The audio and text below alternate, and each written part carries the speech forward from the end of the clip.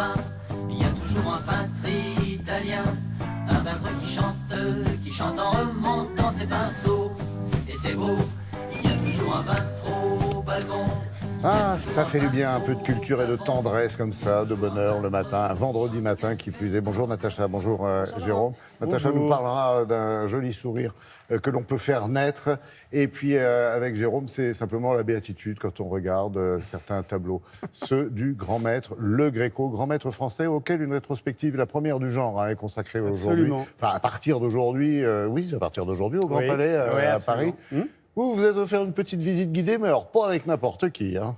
Ah bah absolument. En fait, j'ai choisi de partir à l'aventure de cette peinture extraordinaire du XVIe siècle avec Gérard Garouste, qui est un peintre qui apparaît sur les scènes internationales dans les années 80 et depuis, il ne cesse d'arpenter les musées, les galeries pour présenter son œuvre. Et c'est vrai que Gréco, chez lui, c'est un maître absolu qu'il regarde depuis ses débuts, quand il va au Louvre. Et aujourd'hui encore, il m'a avoué qu'il continuait à regarder Gréco à la loupe.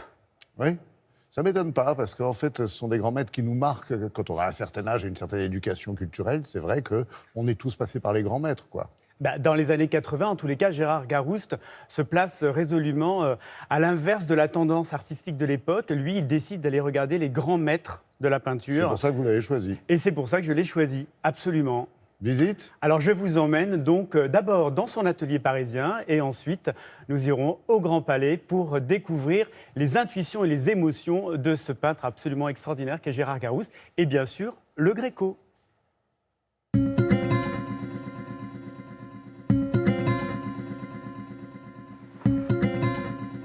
Et la seule chose que j'ai réussi, c'est du côté de la peinture. Je ne suis pas intellectuel, je ne suis pas un poète. Donc tout ce qui concerne la peinture, je l'ai développé comme quelqu'un qui se noie et qui apprend vite à nager pour vivre avec les autres. Le premier amour que j'ai pour le Gréco, c'est pas les sujets, c'est pas la composition du tableau, c'est la touche, le détail.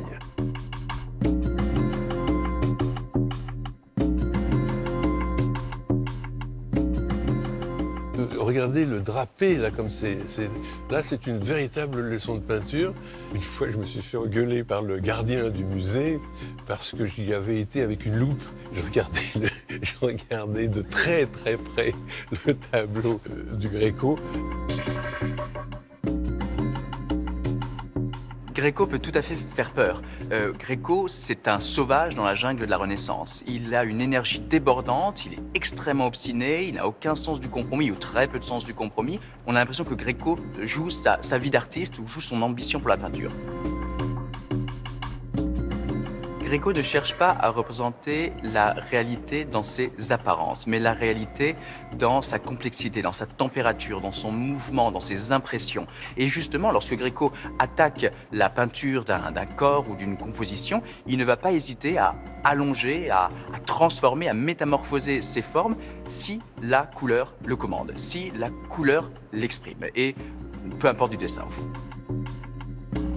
Mais là, c'est n'importe quoi son drapé. Nous, on l'adore parce qu'on a un œil moderne, mais ça devait être scandaleux de peindre aussi mal à l'époque. On n'est pas dans le classicisme de la peinture. Ce personnage est quand même, si vous le regardez de près, il est totalement délirant. Les ombres et les lumières, ce flottement il faut regarder en détail. Regardez comme ce pied est très juste. Là, il y a deux touches et hop, on a le mouvement du pied. Ça, c'est sublime. Ça, c'est vraiment le travail d'un grand peintre. Quand on n'est pas un contemporain de Gréco, d'une certaine manière, on rencontre Gréco à travers les yeux de Gérard Garouste. Et pendant le vernissage, plusieurs personnes sont venues me voir en me disant « Mais c'est incroyable ce que Gréco a piqué à Gérard Garouste ». Garouste, parlons-en un peu quand même. En tous les cas, c'est un homme qui a voué sa vie à la peinture, pas seulement en tant que peintre. Il a créé, il y a plusieurs décennies de ça, une association qui s'appelle La Source.